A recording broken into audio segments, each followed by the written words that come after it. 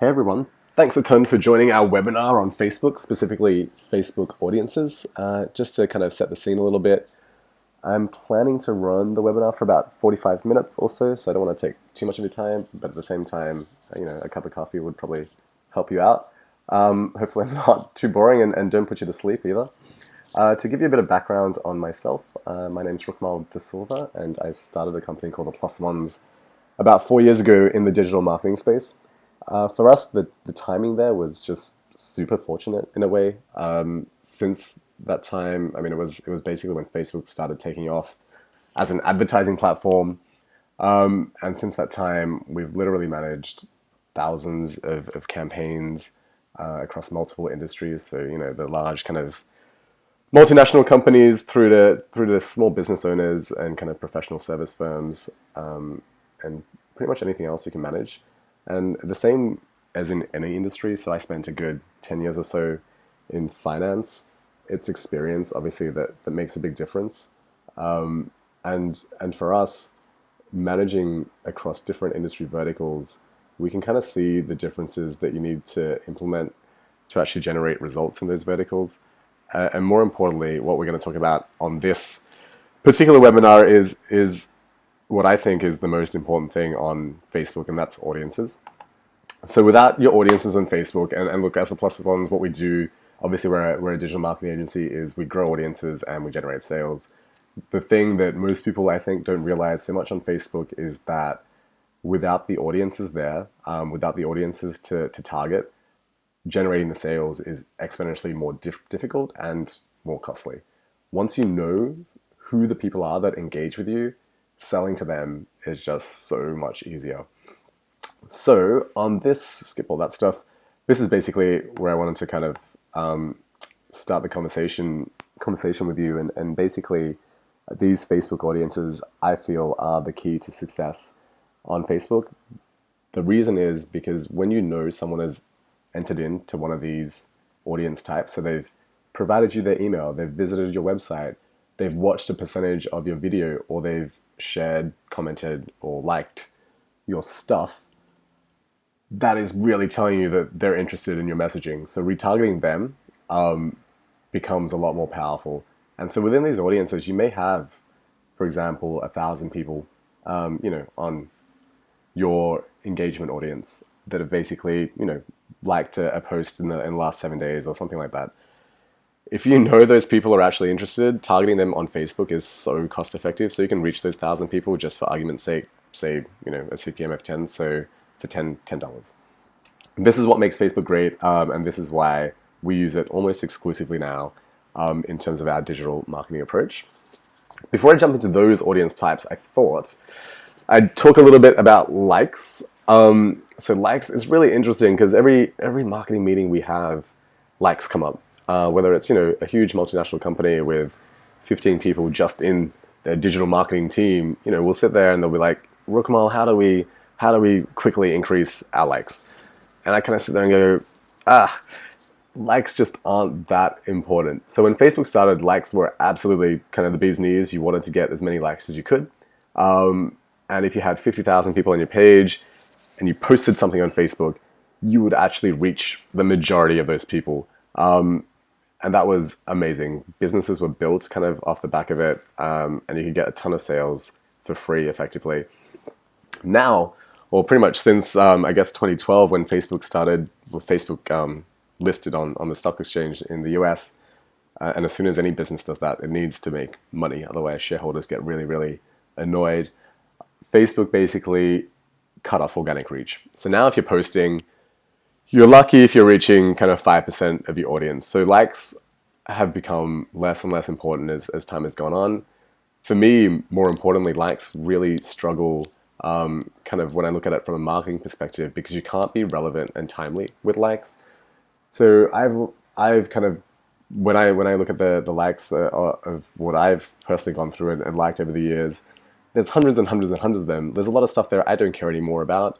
Very rarely do I actually visit a fan page. And there is no way those people can actually reach me on a basis that's timely and relevant. And that's where these other audiences become a whole lot more powerful. So I thought I'd start off with the email audiences. which are still super, super important. Um, People a lot of the time ask me whether email is dead, and I can kind of understand where they're coming from with that. If you're like any of our clients, and half of their audience uses Gmail, using services like MailChimp or ActiveCampaign or any other kind of email provider basically kills your open rates. The reason is because Gmail sends any of those providers material as soon as it comes from their SMPT address. It basically sends it straight to the promotions tab.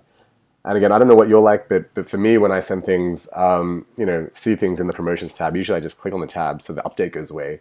Then I go back into my primary tab. So emails, I'm not going to say emails are dead, but it's basically become a different way for you to engage with your audience. So with Facebook, the cool thing, and this is kind of a nifty trick that we use, is you can actually upload your emails into the Facebook system and proactively contact them on the Facebook platform. So this becomes super important when you think about email open rates. So if you're lucky these days, you're getting email open rates of 30%, and you're getting click-through rates of 1.5%. So if you have 10,000 people on your email database, 3,000 might open it, and 150 might click on whatever it is you actually put in the email, which kind of sucks. But at the same time, it's good because it's free. So you do want your email database. The issue for me is that the 70% of people that don't open your email never see it. You can sit there split testing your subject lines, crafting great content and sourcing awesome images. But if people literally don't see that email, it's a complete waste of time. So what we do with a lot of our clients is we actually take that 70% of people that don't open an email that they've sent out, upload it into the Facebook system, and run a Facebook campaign to target them. Because these people are still interested in, or presumably still kind of interested in what you're doing if they're still on your email list, and haven't unsubscribed, but they're just literally not getting that email.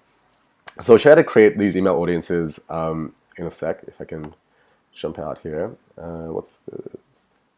Oh, this is one. Yeah. So sorry, I'll jump back a bit. So just to give you an idea, on the Facebook platform, in terms of the returns that you should be targeting and shooting for, it's generally 1 to 5 for most businesses. So for every dollar you spend, you should be looking to get $5 back. So you can kind of see here, this is the ads manager of Facebook. If you don't have it, Google it and try to jump onto it. It's probably the more user-friendly version of the Facebook platform. It is complex. There's thousands of options, and the whole thing changes, seemingly every week. But it is very, very useful, and we definitely recommend it over Power Editor for most Facebook users. So you can see here with this client, it's just an e-commerce business.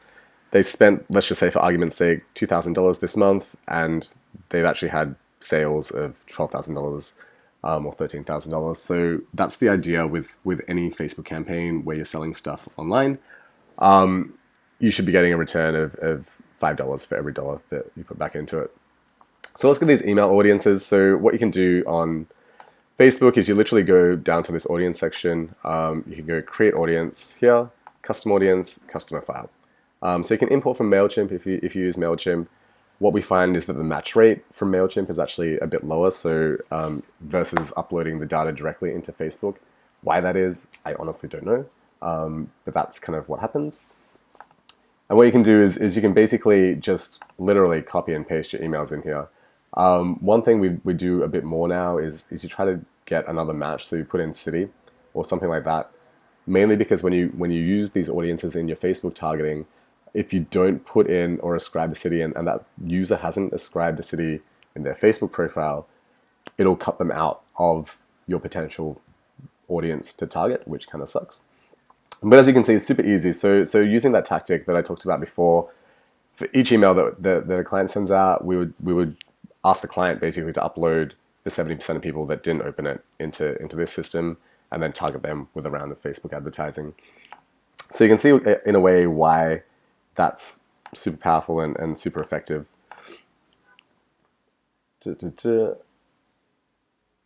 Another thing, just here, another kind of useful thing to do with emails, if you're looking to actually grow your email database, is to run some sort of promotion. People love promotions on Facebook, and with Facebook lead ads, which is a kind of newish objective type, you can quite literally just have a one-click option. So people just hit sign up, their details are pre-filled, and they're just sent to your kind of lead ad section in the Facebook page.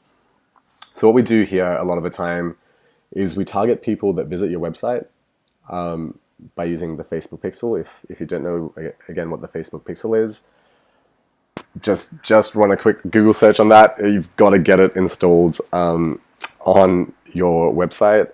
If you don't, you're just missing out on so much incredible data that you can use to generate tons and tons of sales. So people will visit a website, let's say, however much they want, and they may not be on your email database. You might have pop-ups on your website, you might have call to actions on your website, all that kind of stuff, but people just don't want to give you their email address, right? So this is a nice way to basically target people that visit your website but aren't on your email database. You can just do that. You can kind of see we do it here. So we exclude their EDM or their email database, and we're targeting their website traffic. So website audiences, I think that's the one I'm going to talk about next. Yep. As I get myself a quick drink. Website audiences are super important. For me, they're the absolute Mac Daddy of the Facebook audience types. The stuff you can do is insane. There's absolutely no way I can cover it in this quick kind of 45-minute webinar. But you can get really specific. And remember just before I talked about Facebook likes and how they kind of fail the relevance and timeliness test. Website retargeting audiences, or website custom audiences, as most people call them, absolutely knock this out of the park. So what you can do is you can target people that visit the top 5% of people that visit your website. When you think about it, these are kind of like your gold standard customers or prospects. They're the people that are visiting your site so much that Facebook's like, hey, look, we can actually create a separate audience type out of them for you so you can run more specific messaging for them. So are you relevant to people that visit your website? In the kind of fifth percentile? Of course you are, and you should be running some sort of messaging to them in a more specific and precise way. The other thing is obviously timeliness. So you can kind of get really specific and say, hey, I want to target the top 5% of people that have visited my website. So they've visited the most out of everyone that's visited in the last 30 days. So it's going to be relevant and timely. These are people that you should be looking to convert on a monthly basis and run dedicated campaigns to. The other thing you can do is, obviously on Facebook, you can create lookalike audiences. I don't love lookalike audiences because you go out, I guess the minimum audience size tends to be in the hundreds of thousands, depending on what region you're actually running it in.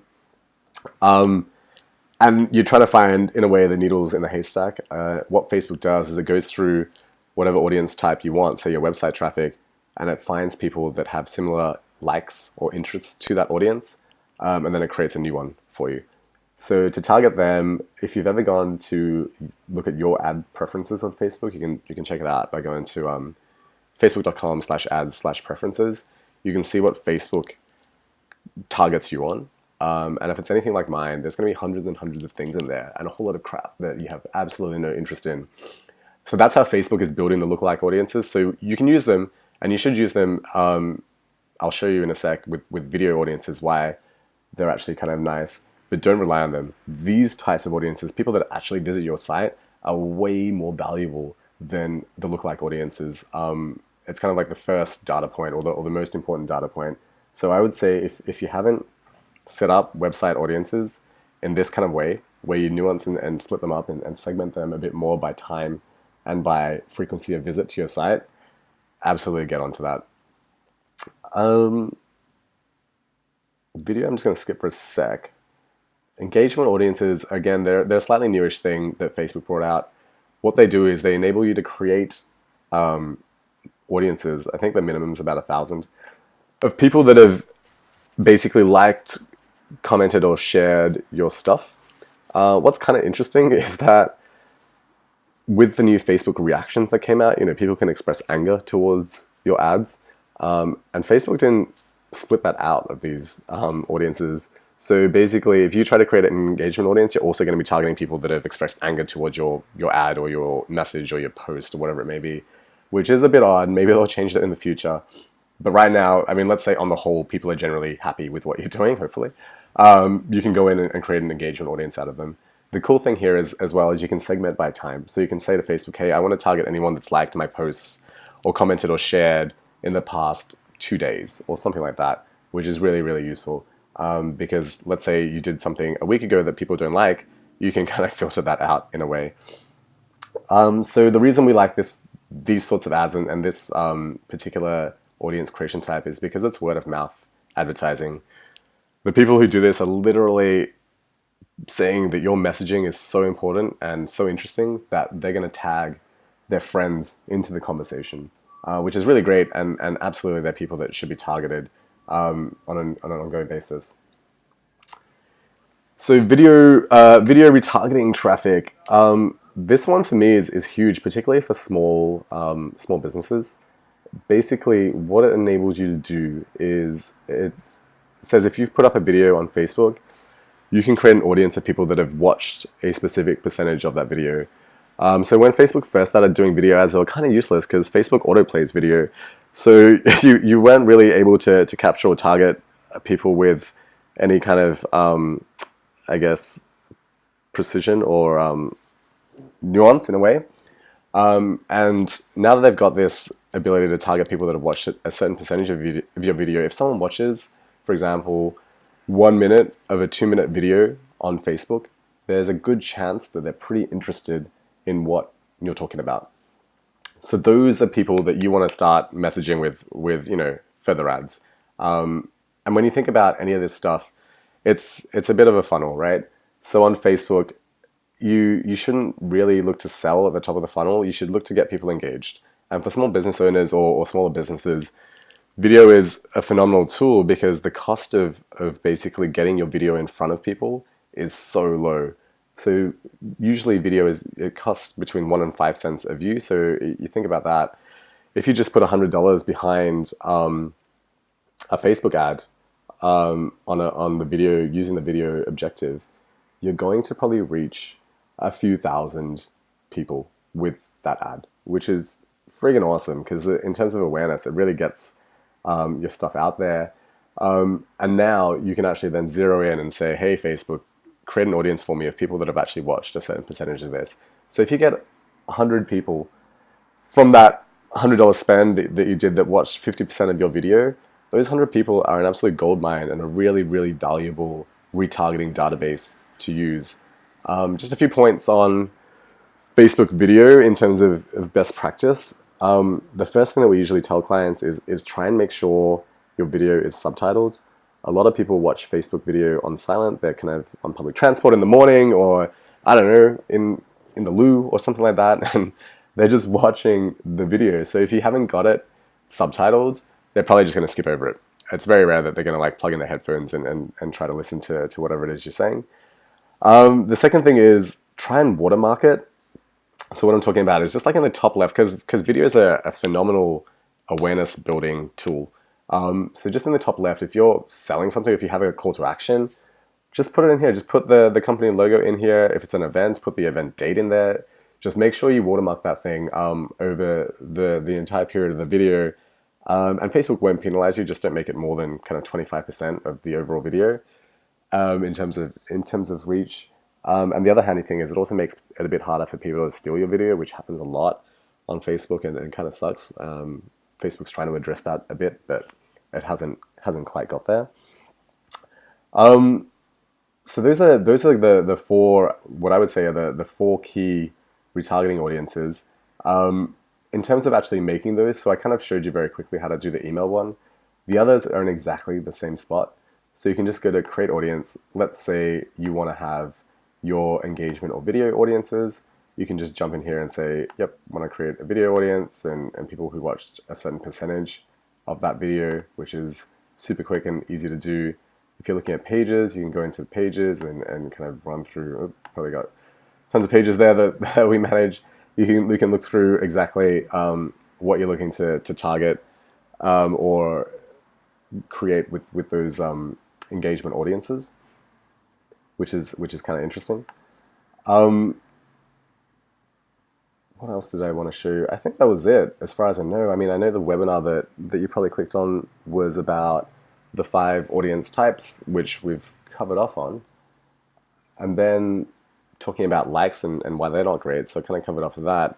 And then the final thing that we kind of promised you was how to build audiences from scratch. So I've shown you just on the Facebook system how to do it very quickly. Again, to get more in-depth stuff on this, just seriously Google it. There's a great thing called Facebook Blueprint, which is freaking awesome. I honestly think it's one of the best training tools out there. I use it for my team when if they're new and they're getting onboarded. I'm just like, go to Blueprint for a month and use that. It's really, really good. The last thing I was talking about was how to build audiences from scratch. So a lot of this stuff, it's kind of like, yeah, that's great, but what happens if I don't have an email database? Or what happens if I don't have a lot of site traffic? Or what happens if, Facebook now, I put up posts on my Facebook page and there's like 3,000 people there and 100 people see it. So there isn't enough engagement on my Facebook post to create audiences from there. So building audiences from scratch, it does take a bit of time and it does take money. There's no real shortcuts. But as you can imagine from what I've told you, by far and away, the best way to do it is with video. It's just so much more cost effective. To give you an idea of cost, what we say in general, it depends on the industry, of course, and it depends exactly what you're doing. But for emails, you're looking at a cost of usually over $1. To get someone to click through to your website, you're looking at costs of 50 cents plus. Engagement is a bit different because that tends to come a bit organically and through the ads that you're running for email, website, and video. So it's kind of, in a way, it's free, but just a really powerful audience to use. Video, as we said, it costs between 1 and 5 cents. It reaches a ton of people. It is by far and away, if you're looking to build an audience from scratch or you've got a small business, it is the best thing that you can possibly do. If you want to, that's kind of all I was going to talk to you about. There's a whole lot of other stuff that we do, but it's just way too much to cover on one webinar. If you're interested in having a chat, I think for the next week or so, we're offering a quick digital marketing assessment. We can't spend a ton of time on it, obviously, but we definitely be more than happy to have a quick chat with anyone. I think there's a button at the bottom of this webinar that you can click and just book in a meeting. More than happy to chat to you about what you're doing in the world of digital marketing and whether there's some improvements you can make. Again, it's not something that we do very often. I think there's probably fairly limited slots. I've volunteered on the team to do those calls at 30 minutes each. So we'll see how that goes and whether that's a bit of fun. But if you want to just click on that and hopefully the booking process is short and sweet. Cool, so that's it for this Facebook webinar. If you like it, send us a message and maybe we'll do more. There's literally thousands of things that you can do on the Facebook platform, literally. So there's a ton of scope for us to share more material with you. Cool, cheers guys.